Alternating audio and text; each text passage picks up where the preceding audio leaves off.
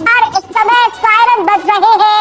Israeli defence force ने अपने नागरिकों से बंकरों में रहने की बात कह दी है और खास तौर से मध्य और दक्षिणी इजराइल में लोगों को बंकर में जाने के लिए कहा है। ईरान और इजराइल का संघर्ष अब संभवतः उस मोड़ पर आ गया है जहां पर नरसंहार होता हुआ नजर आ रहा है। आप सोचिए, आईडीएफ का दावा अगर सही होता है तो कुल 102 बैलिस्टिक मिसाइलें कितना ज्यादा खात्मा करने के लिए काफी है। इससे पहले इजराइल के जाफा स्टेशन पर 2 आतंकियों ने की थी अंधाधुंध फायरिंग। आतंकी हमले में कई लोगों के मारे जाने की खबर। सैकड़ों बैलिस्टिक मिसाइलें। आईडीएफ की चेतावनी के बाद पूरे इजराइल में इस समय सायरन बज रहा है। नहीं है।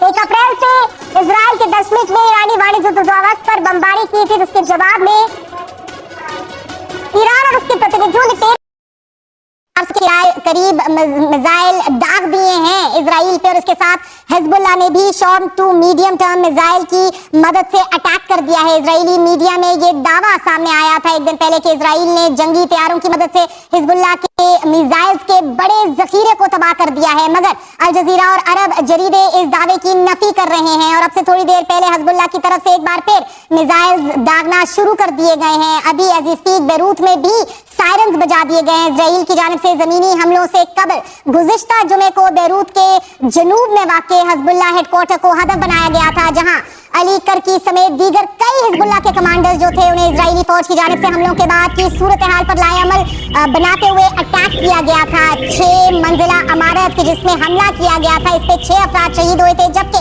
91 जख्मी हुए थे। मरने वालों में हिजबुल्लाह सरबरा हसन नसरुल्लाह भी शामिल थे। इस हवाले से आपको बताते चलें कि आज हसन नसरुल्लाह और इस्माइल हनिया का बदला लिया गया है। ये मौक़िफ़ सामने आया है पासदाराने इनकलाब की तरफ से, और इस हमले में हसन नसरुल्लाह की बेटी ज़ैनब नसरुल्लाह भी शहीद हुई थी। इससे कबल Israel Ibrahim Aqil, Mohammed Nasser और Fuad Shukr, Talib Abdullah, Hezbollah international security chief Nabil Farouk और अली करकी जैसे अहम तरीन कमांडर्स को निशाना बना चुका है। This was a long time coming. There was a lot of internal pressure in Iran to respond to Israel. इस हवाले से बात करने के लिए हमारे साथ मंसूर जाफर साहब मौजूद हैं। जाफर साहब, बहुत बहुत शुक्रिया साथ देने का। फरमाई दीजिएगा सर, ये जितनी तेजी से मामलात एस्केलेट हो रहे हैं, हाथ से हालात निकलते हुए दिखाई दे रहे हैं। अमेरिका भी अपनी कौमी सिक्योरिटी काउंसिल की मीटिंग सदर जो बाइडेन बुला चुके हैं। इजराइल की तरफ से भी शायद काउंटर अटैक जो है उसका वो ऑफेंसिव स्टार्ट होने लगा है। बेरूत के अंदर भी सायरन्स बजा दिए गए हैं। क्या होते देख रहे हैं आप? यकीनन जी एक खतरनाक डेवलपमेंट है और ये रातों रात तो यकीनन नहीं हुई, और इसमें जो लोग इस वक्त बहुत ज्यादा स्विफ्ट एक्शन में नजर आ रहे हैं, ये उनका ल्यूकवार्म रिस्पांस ही है इस पूरे इशू को सेटल डाउन करने के लिए। जो आज हालात इस नहज पर आ गए हैं कि ईरान की तरफ से जो है वो एक बारीकी के साथ मैं समझता हूँ इंतहाई बड़ा हमला जो है वो इसराइल पर किया गया है।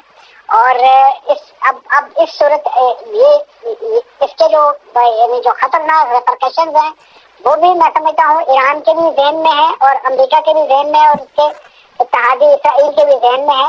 लेकिन जिस अंदाज से इसराइल बगतुक अपने इन सारे इक़दाम को रोज बरोज किए जा रहा था और अपना जो वार थिएटर है उसका स्पेक्ट्रम जिस बुरी तरीके से और भौंडे अंदाज में जो आए रोज बढ़ा रहा था, उसमें ईरान पर यकीनन बहुत ज्यादा दबाव था, खासतौर पे उनके अपने अवाम की तरफ से। और ईरान की अपनी जो सॉवरेनिटी जिस बुरे तरीके से वायलेट की गई, उनके मेहमान को उनके मुल्क में शहीद करके, उनकी जो मिलिट्री क़यादत है उनको इराक में शहीद करके, सीरिया में उनके काउंसिल खाने को वायलेट करके, वहाँ पे उनके ऑफिसर्स को हलाक करके, तो ये मैं समझता हूँ। और सबसे बढ़ के वो काज वो इशू के जिसकी पुष्टिबानी वो अपने लिए बड़ा फखर समझते थे, वो फलस्तीनी काज और उससे जुड़े हुए जो मुज़ाहमतकार हैं, उनके सरखेल, उनके सरपरस्त जो हैं हिजबुल्लाह के सरबराह जो हैं हसन नसरुल्लाह, उनको जिस तरीके से एक दूसरे मुल्क की जो सॉवरेनिटी को वायलेट करते हुए उनको शहीद किया गया। सर, अगर आप इजाजत दें, बट यू डू अंडरस्टैंड कि एक बहुत ही डीप रूटेड इंटेलिजेंस इंटरसेप्शन थी इजराइल की जानिब से,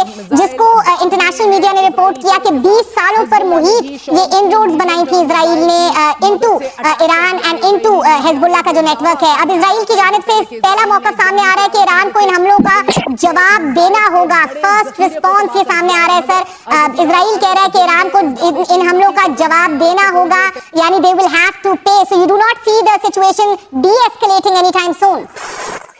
ڈی ایسکلیشن تو نہیں ہے جی، اس میں تو بڑھاوے کا ہی کوئی اس وقت انڈیا دکھائی دے رہا ہے.